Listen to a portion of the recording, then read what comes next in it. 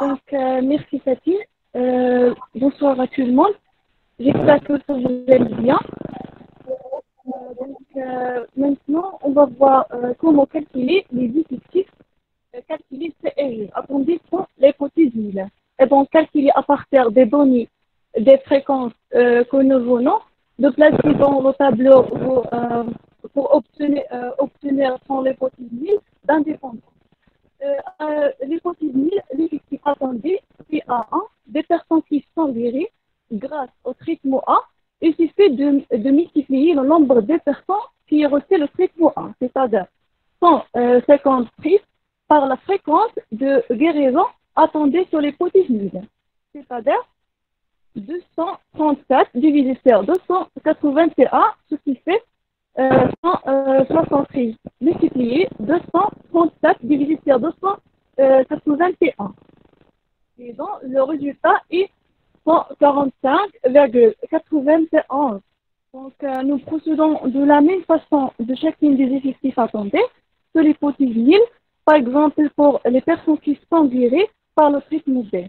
Nous devons attendre c'est le nombre total des personnes reçues le traitement B, multiplié par la fréquence des personnes guéries sur les quotidiennes d'indépendance. C'est-à-dire 237 divisé par 281, ce qui donne 91,09. Comme vous l'avez constaté, on garde au moins deux décimales pour les valeurs prédites, qui sont des valeurs théoriques, afin d'éviter des erreurs d'évaluation des Phi2 observées. Donc maintenant, on va calculer le critère de Phi2 au carré observé. Notre tableau est désormais complet. La valeur de la statistique Phi2 recherchée est obtenue à partir de la somme de différence entre les A et G moins les C et G, élevé au carré divisé par C et G.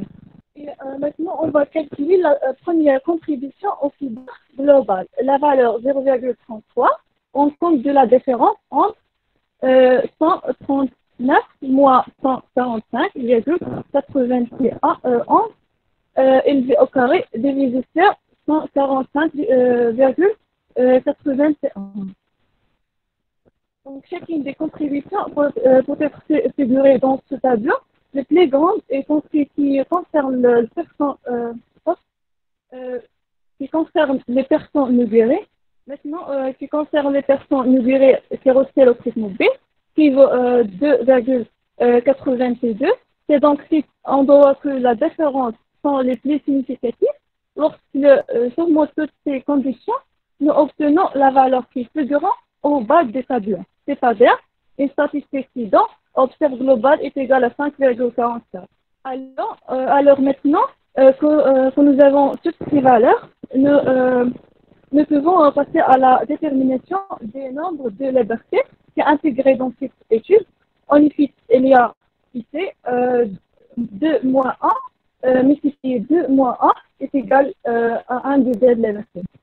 Donc, on considère effectivement il y a 4 classes au départ, moins 3 relations, liant les données par exemple la somme totale et la somme de personnes qui reçoivent le traitement A, ou bien encore la somme des personnes qui sont malades.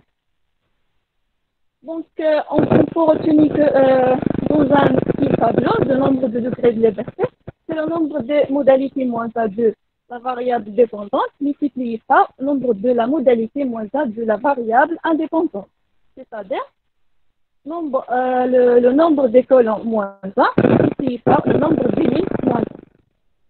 Nous pouvons déterminer la valeur de la valeur. Donc, tout simplement, on considère une table des valeurs critiques de la loi d'équilibre. Donc, cette table, on voit la valeur de la statistique d'équilibre qui est associée à une valeur alpha dans un piste unilatéral, A, V. V, c'est le degré de liberté. Nous devons, dans un premier temps, rechercher la valeur Phi2 aux valeurs de Phi2 seuil correspondant à une erreur standard de 5%. Comme la loi considérée dans notre exemple est à 1,2 degré de liberté, maintenant reportons la ligne A degré de liberté et à la colonne correspond à une erreur standard alpha est égal à 5%. Donc, à l'intersection de la ligne A et de la colonne 0,05, nous trouvons la valeur 3,841 qui constitue la valeur seuil d'Q2 et qui ne peut être dépassée pour ne pas rejeter l'hypothèse H0. Donc, nous pouvons par ailleurs rechercher à la probabilité associée la valeur des crétatides. Observez que nous venons de calculer à partir des tableaux de contingence. Nous trouvons le phi de Ocari observe est égal à 5,44 et en étant encadré entre deux valeurs, sur la ligne A de 0,24 et 6,235. La probabilité la plus-value correspondant à une valeur comprise entre les deux affichages des entités des colonnes, c'est-à-dire 1% et 2,5%. Et maintenant, on considère. Étendant le phi de Ocari calculé supérieur au phi de Ocari seuil pour alpha est égal à 5%, ce qui revient au même que la plus-value est inférieure à 5%. On peut rejeter l'hypothèse mise. Donc, le taux de guérison significativement est différent entre les deux traitements. On peut considérer que les deux variables sont liées.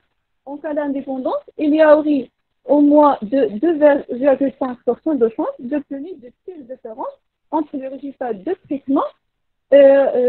La plus-value comprise entre 1% et 2,5%. Nous faisons donc en clair avec l'effet médical pour la nature des traitements inflige sur la guérison. Au bout de 5 jours. Cette observation initiale sur la base de l'échantillon est probablement vraie à l'extérieur de l'échantillon, c'est-à-dire avec 5% de chance de non-santé. Et donc maintenant, on va passer la parole à Léa.